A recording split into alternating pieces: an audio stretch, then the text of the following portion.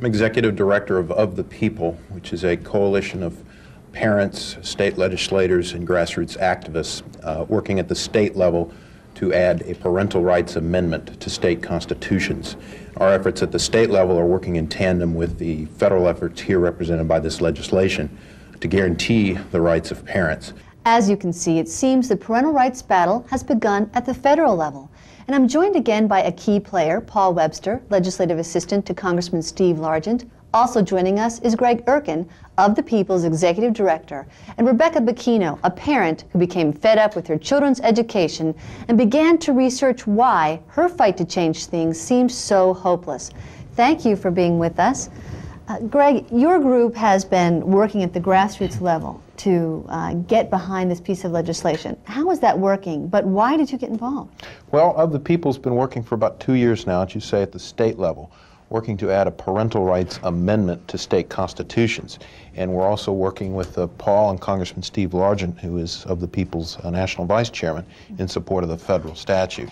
And just as some of your other guests have said and will say, we got into the fight because it seems in so many areas parents across the country are running into what we call a we know what's best mentality for your children, whether it's condom distribution or the resistance to school choice and vouchers, psychological counseling, or the threats to the rights of homeschoolers. I would connect the dots and say that there is an overall assault against parental rights and responsibilities, and we need to directly counteract that at the federal and state level. Yeah, it's interesting that you have the right to make decisions for your parents unless it's different from a judge or a social worker, it would appear. I mean, your rights go as far as their judgment would take you. Yeah, that's right. I think what parents are facing now is occasionally they are allowed by our kind bureaucratic elites to actually oversee their children's decisions once they leave the house. But we need to reverse that decision. That attitude, and we need to make sure that parents, in the vast majority of cases, are in charge, and it's the schools and other bureaucratic shops that should ask the parents, can we teach your children this, and how about this? Would that be okay if your child was in such and such a class? Exactly. Rebecca, you are a parent. I know that there were some circumstances that led you to say, you know, this has been frustrating, I need to make some changes. What happened in your own family situation? Well, we thought we moved to one of the best school districts in the nation. Fairfax County, Virginia is one of the largest school districts in the nation, and we thought we were coming to a place where our kids would get the best education that they possibly could. Sure. Only to find that most of the decisions were made by the school, and we found the process of involving parents was so manipulative that parental input actually was changed to parental reaction. And I noticed my kids were coming home with more and more intrusive questions, more intrusive curriculum. Give us an example. Guidance counseling, use of journals, sex education. I mean, Fairfax County is full of it. And the more questions that I asked, the more I was treated like the enemy, and the more hostile reaction I got. The guidance counseling manual in Fairfax County goes into great detail in instructing counselors how they can stiff-arm parents from getting information about what their children are being counseled on, even though the manual admits that parents have the right to know. And 2 parents in Fairfax County asked through a FOIA request, a Freedom of Information request, to know what was done with their children. And they were told that it would cost them $600 to find that information out. That's already taxpayer funded. I mean, they're paying for the education their children were receiving. Sure. And parents found their kids were being exposed to psychotherapeutic techniques. 2 programs that have received the most criticism nationally, PUMSI and DUSO, were both on the approved materials list in Fairfax County. Now, for people to understand, these are sort of dream, fantasy, projection kind of things. Give them a little detail on what PUMSI, for example, would do. PUMSI used guided imagery. One of the exercises involved tying up a teacher and blindfolding the teacher in the middle of the classroom. These exercises were designed to teach students that they could retreat into their own mind, into their own world, that they were their sole authority. All information could be obtained within. And parents found their children were taking psychotropic trips in the back of the family station wagon. Just self-induced hypnosis whenever they felt like it. And even though counselors denied that they were using these techniques, they lobbied hard in the General Assembly not to ban the use of psychotherapeutic techniques in the schools. Amazing. What are you seeing, Greg? What other kinds of stories? I mean, the majority of the stories seem to come from the schools, where taxpayer money is presumably helping our children, but they're not going to tell us what they're doing to help. What else are you seeing? Well, I think one of the classic kinds of cases that we see nowadays is condom distribution in the public schools, and parents are opposing not just the condom distribution per se, but the fact that they're being handed out to their minor children over and against their consent. Right. And there's been a couple of legal developments in the past couple of years that point out the need, why we need additional legislation for parents. Parents in New York City a couple of years ago successfully sued to get an opt-out in New York City's for condoms. Now, an opt-out, you have to explain that. Sure. A parental opt-out is a provision whereby a parent doesn't have the ability to stop the distribution period in the schools, but does have a mechanism to make sure that their child either, say, does not receive a condom, or at least the parent is notified before their child receives a condom from the school nurse or whatever the mechanism is. While an opt-in program would be parents saying, yes, please give my children condoms. Here's my written consent. Like the same thing a parent would do to go on a class trip. Yes, my child can go, rather than my child only can't go if I say no. That's right. In a lot of ways, an opt-in is preferable because, after all, aren't we trying to get parents more involved with their child's upbringing and in the public schools? Shouldn't we kind of fight the couch potato mentality that allows parents, after all, as just like the rest of us with human nature, it's too easy to go on autopilot and to say, someone else will make the decisions for my children. Let's have parents make those decisions. Paul, you're on Capitol Hill. What has been the response to congressmen and senators when you come with these kind of horror stories? I mean, are they interested in the fact that parents like Rebecca are being told it's none of your business what happens with your money and children? The response is really surprising. The first response is, are you serious? Are you telling me that some parent in Georgia has to fight in order to not allow the school to take their daughters to a county health facility without their knowledge or without their consent? They say, are you serious that kids in Massachusetts were exposed to blatantly offensive and sexually explicit materials in a school assembly? Are you serious that tests are asking things like, are there handguns in your house? Are your parents on welfare? When was the last time you masturbated?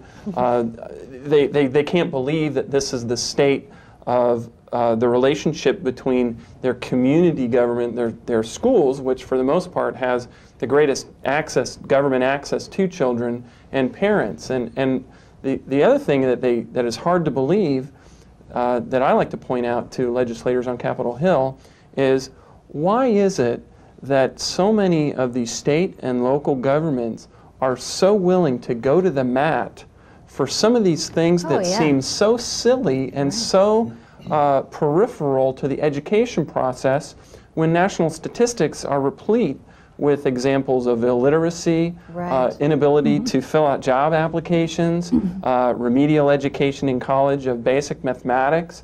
I mean, it just seems to be a prioritization that does not reflect the wishes and the needs of American families. So really the biggest reaction is, I can't believe that we need this. And when we do explain to them, they say, wow, that sounds like very commonsensical legislation. It's interesting the amount of attention paid to the sex lives of children rather than their reading abilities. Oh, it's amazing. We're going to have to talk more about that in a moment. When Straight Talk returns, we'll hear more about the endangered rights of parents. You won't want to miss it.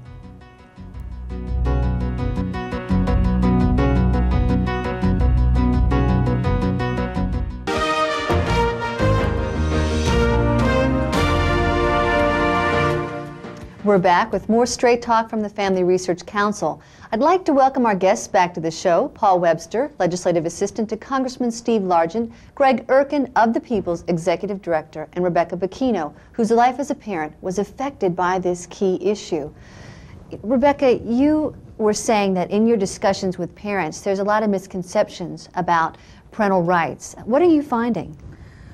Some parents are making the mistake that we need to ask the government to give us parental rights, and that's wrong. We have the right. It's inherent, it's God-given, it's inalienable, and it's a proper function of government to secure those rights. And too many times we even see Republicans talking about local control. This whole opt-in, opt-out issue, for example, in Virginia, was tossed back to the local governments. And even some Republicans were plugging that as a good thing.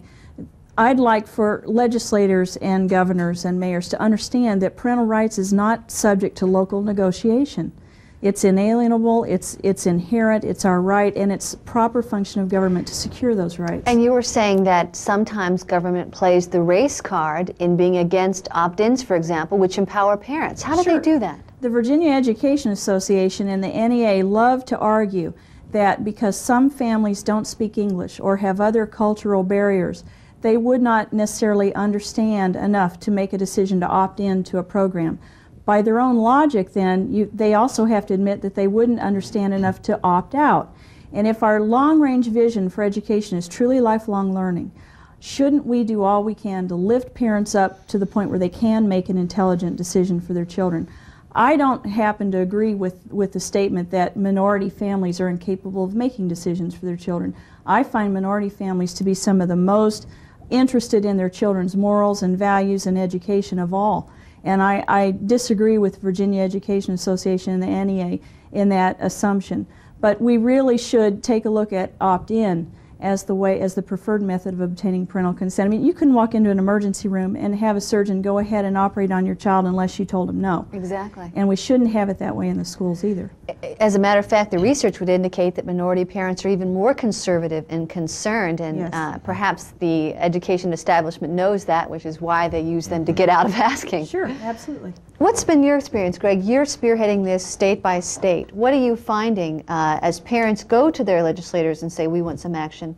How is that being received? And what have you been doing? In state after state, the reaction is, as Rebecca has described, generally they're getting pretty much of a stiff arm. And the parents, that is. And Paul touched on another interesting issue, which is, as the parental rights movement grows, it's not going to be just the kinds of parents who are concerned about the kind of values that are being taught in the sex ed and everything, but there is a whole other group, and obviously there's a lot of overlap, of parents that are concerned just about academic standards. Exactly. Maybe not about the condoms, but when Johnny comes home and he can't read or write, they want to get involved in the public schools. They're running into the same problems.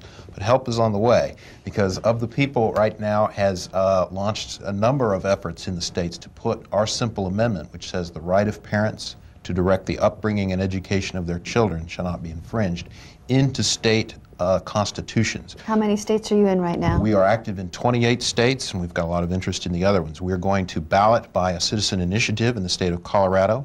We'll be on the ballot there in November of 1996. Great. And I think we'll also be very successful moving the amendment by legislation in Michigan and perhaps Illinois and Alabama. And certainly the research would indicate that when one state embraces something like that, you get a real wildfire starting. That's exactly what we're after. We think that the parental rights movement, because it is so potent, and there are so many parents like Rebecca out there who are fighting to defend their families, this has the potential to become what we call the term limits of the social values movement, where we get some victories at the state level, it spreads like wildfire, and in turn that's going to help the efforts of Congressman Largent at the federal level. We've already seen